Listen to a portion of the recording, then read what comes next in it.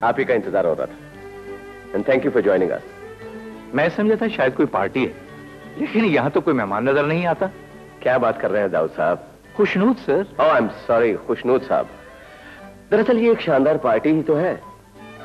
जितने मेहमानों को बुलाना था वो सब आ चुके। Excuse me sir.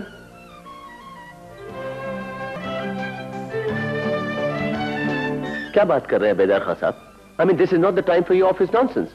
दाऊद साहब हमारे मेहमान हैं। Khushnood sir. I am sorry Khushnood साहब। Any problem sir?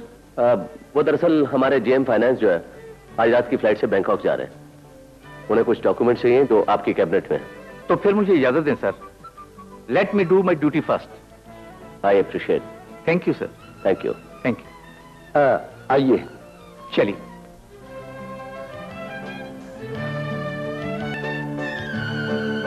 What a loyal officer.